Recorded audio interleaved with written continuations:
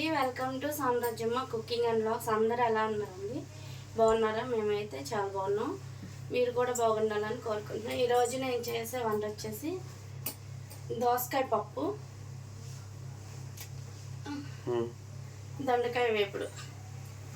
దొండకాయ మామూలుగా వేపుతున్నాం. దొండకాయ 65 చెయ్యి. అమ్మో, ఆయిల్ ఎక్కువ పడుతుంది. అయితే చెయ్యి. దొండకాయ 65 అయింది మరి. చేస్తాలే. దొండకాయ 65, దొండకాయ 65, దోసకాయ పప్పు, అప్పడాలు, వడియాలు, ఆమ్లెట్. ఇంకేమొద్దా? ఆమ్లెట్ తప్ప అన్నీ చేస్తాను. సరే కానీ చూపి. ముందు కందిపప్పు తీసుకుందామండి.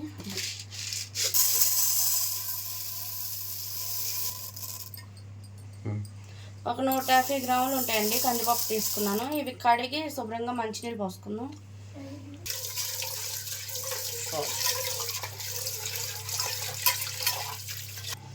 ఇదండి, కందిపప్పు 2 సార్లు కడిగాను, వాటర్ పోసుకున్నాను మంచినీళ్ళు.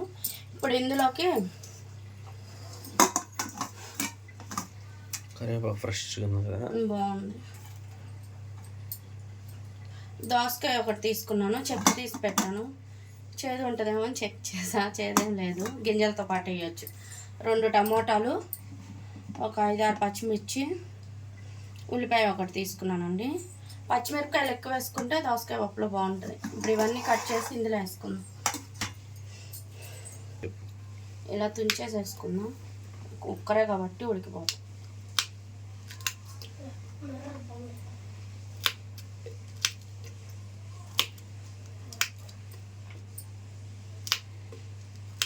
వానేంటి అస్సలు తగ్గట్టు. కాల్చి కూడా లేవు. వానకి ఎవరు వెళ్తాడు ఆఫీసులకి?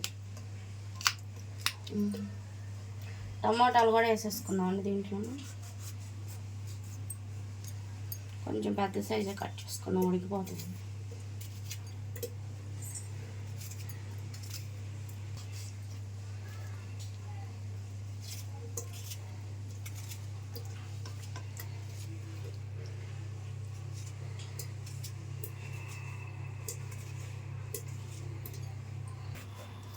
ఇంత కొంచెం పప్పుకి అంత పెద్ద కుక్కర్, చిన్న కుక్కర్ కూడా కొందాం బాబు. వర్షం దాకా తీసుకుందాం. ఫోన్ వస్తుందా? ఒక్క నిమిషం. అంత దోసకాయ వేస్తావా? బాగుంటుంది. సరే. దోసకాయ చేసి చూసుకోవాలండి, నేను చూసాను, ఏం చేయలేదు.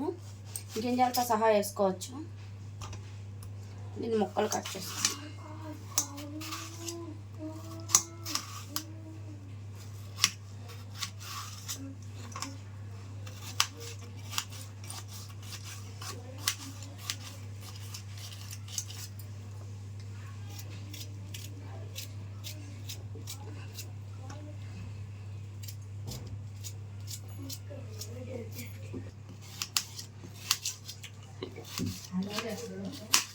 ఎంతసేపు పట్టింది పప్పు?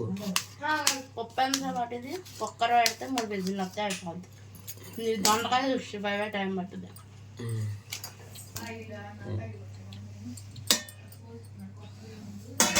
దీంట్లో 2 రెమ్మలు కరివేపాకు వేసుకున్నామండి, బాగుంటుంది. పప్పు ఉడికేటప్పుడు వేసుకుంది. అలాగే కొత్తిమీర కూడా.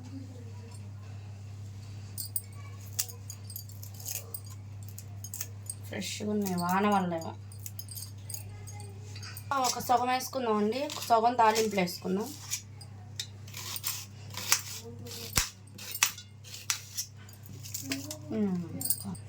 పప్పు ఉడికేటప్పుడే కొంచెం పసుపు వేసుకుందాం అండి, పప్పు మంచి కలర్ వస్తుంది. పసుపు,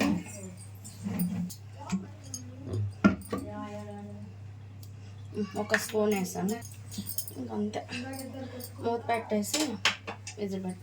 చింతపండు వేసుకునే వాళ్ళు ఈ టైంలోనే వేసుకోండి, నేను గుజ్జేస్తాను కాబట్టి ఉడికినాక వేస్తాను.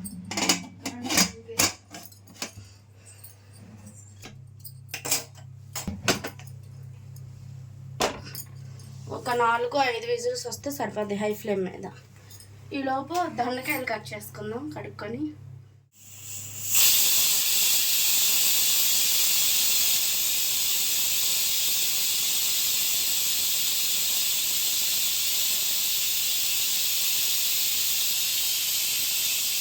2 విజిల్స్ వచ్చినాయి తిరుమల.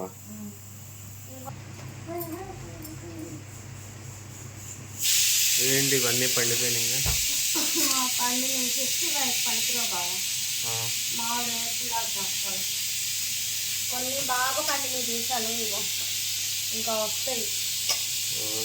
పచ్చడి చేసుకున్నారు ఇప్పుడు. పనికిరావు అప్పుడు అవి మామూలు ఈ గుడిలా వేస్తా. సరే ఏదో పండిపోయినాయి కదా, ఇది 2 రోజులు మళ్ళీ ఎప్పుడైనా తెచ్చుకో. పచ్చికాయలు నేను వస్తాను అప్పుడు తీసుకున్నా. కాయ తెలియలేదు, పచ్చిగా ఉన్నాయని తీసుకున్నా. ఇట్లా సన్నగా ఉండాలి, సన్నగా పచ్చగా ఉంటే పచ్చిగా ఉంటుంది. పచ్చి ఇలా ఉండాలి, సన్నగా ఉండాలి కాయ, పచ్చిగా ఉండాలి. ఇట్లా తెల్లగా ఉంటే పండిపోయినట్టే. పాపం తెచ్చావు కానీ 65 పనికిరాదు. వేగదు, ఫ్రై అవ్వదు. ఫ్రై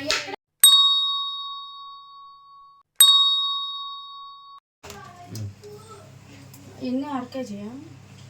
1/2 కేజీ దొండకాయలు వేస్తే ఇంకా 1/2 కేజీ సగానికి సగం పోయినాయి, పండిపోయినాయి. పచ్చడి చేసుకున్నాము. ఇవి కూడా ఉన్నాయి అక్కడక్కడ పండి, ఇక వేపుడికి బాగానే ఉంటాయి. ఇదిగోండి దొండకాయలకి పొడవుగా అంటే 65 కానీ పొడవుగా కట్ చేసాం. ఇక వేపుడు అయినా బాగానే ఉంటాయిలే. ఉల్లిపాయ ఒకటి కట్ చేసాను పెద్దది, 2 పచ్చిమిరపకాయలు, కొంచెం కరివేపాకు. ఇది ఇలా పక్కన పెట్టేసుకొని పప్పు విజిల్ పోయిందండి, ఉడికిపోయింది పప్పు కూడా. ఇందులో పసుపు వేసాం కదా, ఇంకేం వేయాల. నేను కొంచెం కారం వేసుకుందాం, 2 స్పూన్లు 3 వేస్తున్నాం. కారం ఎక్కువ లేదులే. ఇక జీలకర్ర ధనియాలు ఇవేమి వేయనండి విడిగా, నేను అన్నీ ఉంటాయి మా కారంలో. ఇక వేసేస్తున్నాను. కొంచెం కళ్ళుప్పు వేసుకున్నాం. పండు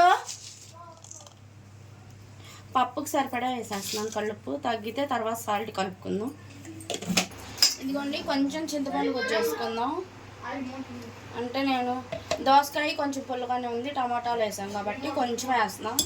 తగ్గితే తర్వాత చూసేసుకుందాం. ఇవన్నీ కలిపి ఎనుపుకోవాలి కొంచెం.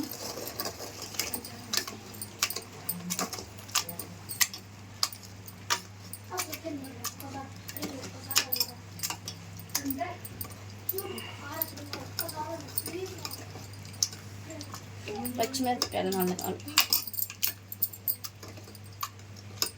అడిగినా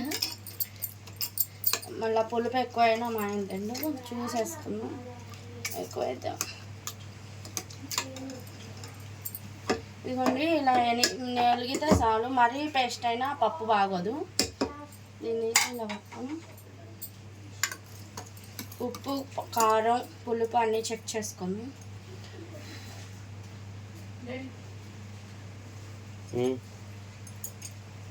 అన్నీ కరెక్ట్గా సరిపోయినాయి, పులుపు చూసుకున్నాం. ఇక తాలింపు వేసేసుకుందామండి చింతపండుతో, ఇంకేం పనిలేదు. పప్పుకి ఇందులో తిరగపోసుకుంటాం కాబట్టి చట్టు పెట్టా నేను. కొంచెం ఆయిల్ వేసుకున్నాం.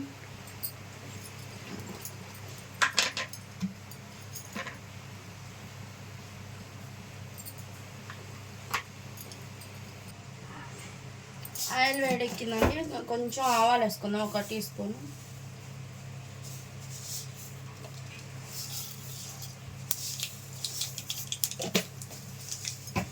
కొంచెం జీలకర్ర,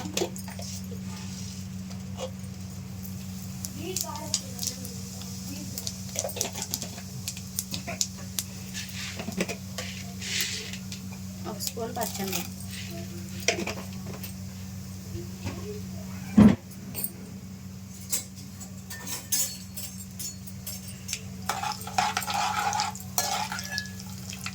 ఇవి కొంచెం వేగిన తర్వాత ఎండుమిరపకాయలు మర్చిపోయాను మళ్ళీ చెప్పడం మీకు. సరే ఒక 5 ఊరమిరపకాయలు వస్తుంది, పప్పులో బాగానే ఉంటాయి.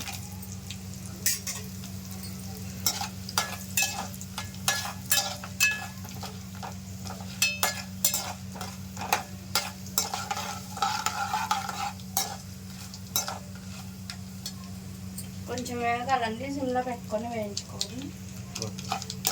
తాలింపు బాగా వేగిందండి. ఇప్పుడు 4 వెల్లుల్లి రబ్బలు ముందుగానే చితక్కొట్టేసాను. అది ఒక హాఫ్ చెక్క ఉల్లిపాయ.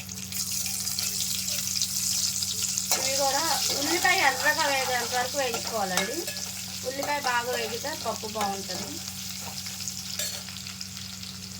ఈ టైంలోనే కొంచెం ఇంగు వేసుకుందాం.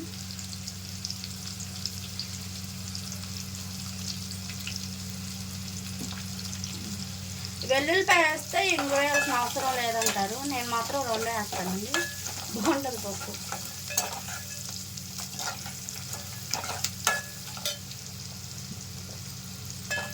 ఉల్లిపాయలు కొంచెం ఎర్రగా వేసి కరివేపాకు కూడా వేసి, ఉల్లిపాయ ఇలా వేగేటప్పుడు గుప్పెడు కరివేపాకు వేసుకున్నాను. ఫ్రెష్గా ఉంది కరివేపాకు, మనకి దొరకడం చాలా తక్కువ. ఇట్లా ఇందాక పప్పులో వేసాను కాబట్టి పసుపు వేయాల్సిన అవసరం లేదు. చిటికెడు వేస్తాను, కొంచెం కలర్ వస్తుంది. కొంచెం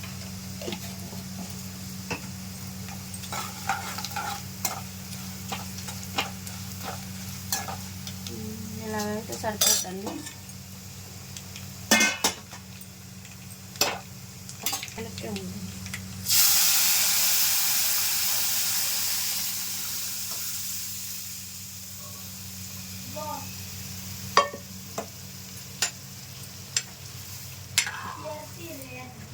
ఒక 2 నిమిషాలు అలా ఉంచి దింపేసుకున్నాం అండి. కొంచెం వేడెక్కింది అనమాట. అంటే కుక్కర్లో వండాం కదా, కొంచెం సేపు ఇలా ఉంటే ఒక 2 రోజులు అయినా నిల్వ ఉంటుంది ఫ్రిడ్జ్లో పెట్టుకుంటే. మనం కుక్కర్లో వండింది అలాగే పోపేసి దింపేస్తే పప్పు సాయంత్రానికి పాడవుతుంది. కొంచెం వాటర్ వేసి ఊరికి ఒక పొంగు వస్తే దింపేద్దాం. ఒక పొంగు రాగానే స్టవ్ ఆఫ్ చేసి పక్కన పెట్టుకుందాం అండి. ఇక తర్వాత దొండకాయ ఫ్రై చేసుకుందాం. దొండకాయ వేపుడు. దీన్ని ఒక పొంగు వచ్చిన తర్వాత మూత పెట్టేసి పక్కన పెట్టేసి ఉడుకు పట్టింది. ఇలా ఉడుకుతున్నప్పుడు ఇక దించేసుకుందాం మూత పెట్టేసి.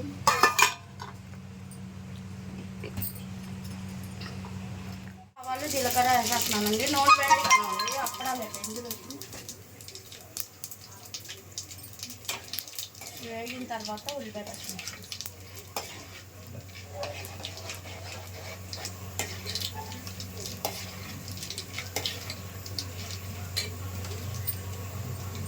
నాలుగు వెల్లుల్లిపాయ రబ్బలు,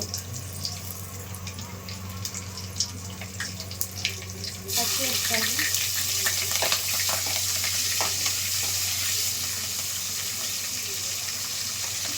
కరివేపాకు,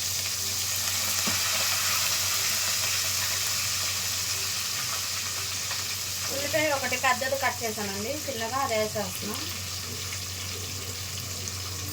వెయ్యిపోయినా పర్లేదు దొండకాయ కూరకి, పదే కొంచెం వేస్తున్నాడు కోసాను. ఈ ఉల్లిపాయ కొంచెం మగ్గాలి.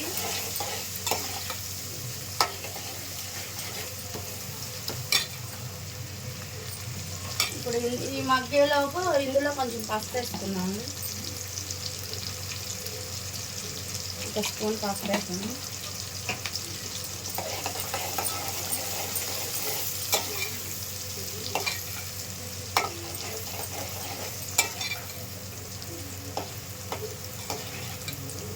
ఉల్లిపాయలు ఇలా మగ్గితే సరిపోద్ది. దొండకాయలు వేస్తాం కాబట్టి దొండకాయలతో పాటు మగ్గుతాయి. వేసేస్తున్నాం దొండకాయ ముక్కలు. అసలు దొండకాయ వేపడంటే చిన్న చిన్న ముక్కలు కట్ చేస్తానండి నేను. మా ఆయన 65 అన్నాడని ఇలా కోసాను.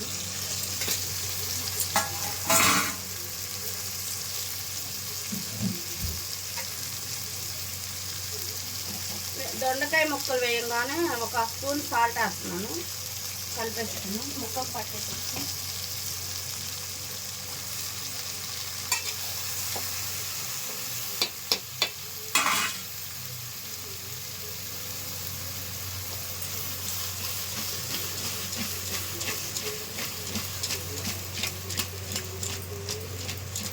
మొత్తం ఇలా ఒకసారి కలిపేసుకొని వేయించుకుందామండి. హై ఫ్లేమ్లోనే పెట్టి కొంచెం వేపుల్లాగా రావాలి.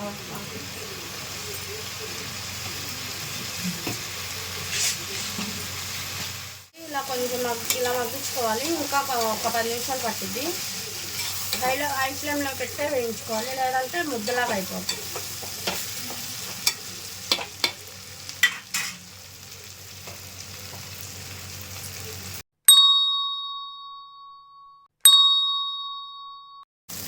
ఇదిగోండి ఇలా వేగితే సరిపోతుంది.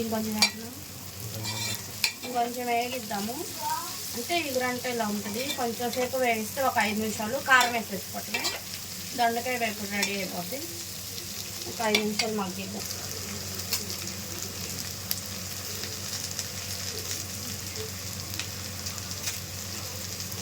ఇదిగోండి ఇలా వేగితే సరిపోద్ది. మరీ ఎక్కువ వేగినా తొక్కల్లాగా ఉంటాయి. కారం వేసేస్తున్నాం. వెల్లుల్లిపాయలు ఆయిల్లో వేసాం కదా, నేను ఒక 3 స్పూన్లు కారం వేస్తున్నాం.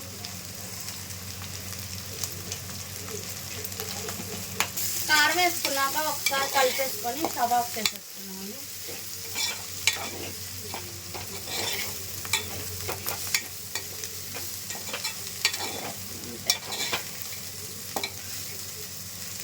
రెడీ అయిపోయింది. దోసకాయ పప్పులోకి దొండకాయ వేపుడు కమ్మకమ్మ 65 అన్నది దొండకాయ వేపుడికి వచ్చింది. మా ఆయన వాళ్ళు స్టవ్ ఆఫ్ చేసేద్దండి, కారం మాడిపోతుంది. అలా ఉంది మా పప్పు కర్రీ సెట్ ఉంది. 65 అయితే బాగుంటుంది. ఇది బాగుంది. నీకు నచ్చిందా? బాగుంది. దొండకాయ ఎట్లా వండినా బాగుంటుంది. అదైతే ఫ్రైగా ఉంటుంది. పప్పు బాగుందా? వినాయనం పల్లి పప్పు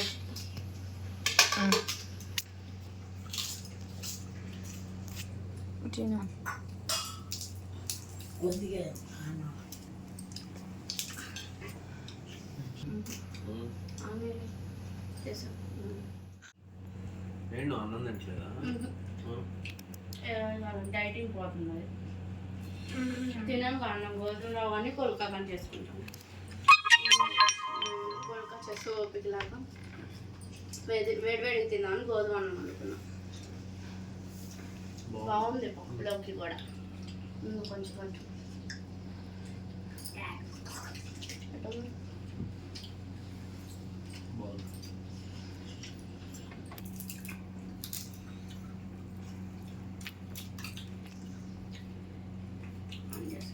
బాగుంది. పప్పు, దొండకాయ ఫ్రై, అప్పడాలు, గారి రాత్రి వేసుకున్నాం. గారెలు అవి మిగిలితే ఇప్పుడు నంచుకుంటున్నాం అండి. పప్పు అన్నం, దీంట్లో కూరమరగాయలు, మ్యాంగో పిక్కిల్, పెరుగు. అంటే పిల్లలు ఇవాళ సాటర్డే కదా, పొద్దున్నుంచి రాత్రి నుంచి వర్షం బాగా పడుతుందండి విజయవాడలో. అందుకని పొద్దున్నే మెసేజ్ పెట్టారు స్కూల్ నుంచి వాళ్ళ హాలిడే అని. అందుకని ఎటు ఇంట్లో ఉన్నారులేని వాళ్ళకి నచ్చినవి చేసి పెడదామని ఇలా చేసాను. దోసకాయ పప్పు వండి దొండకాయ ఫ్రై చేసి అప్పడాలు అందుకే ఎక్కువ వేపాను. తింటూ ఉంటాము పిల్లలు, అందుకని ఎక్కువ వేపాను. ఇదండి మా ఇంట్లో సాటర్డే లంచ్ బ్లాగ్. నేను చేసిన దోసకాయ పప్పు కానీ దొండకాయ వేపుడు కానీ నచ్చితే లైక్ చేయండి, నలుగురికి షేర్ చేయండి. మన ఛానల్ని ఎవరైనా కొత్తగా చూస్తుంటే సబ్స్క్రైబ్ చేసుకోండి. మరో మంచి వీడియోలో కలుసుకుందాం. బాయ్ అండి.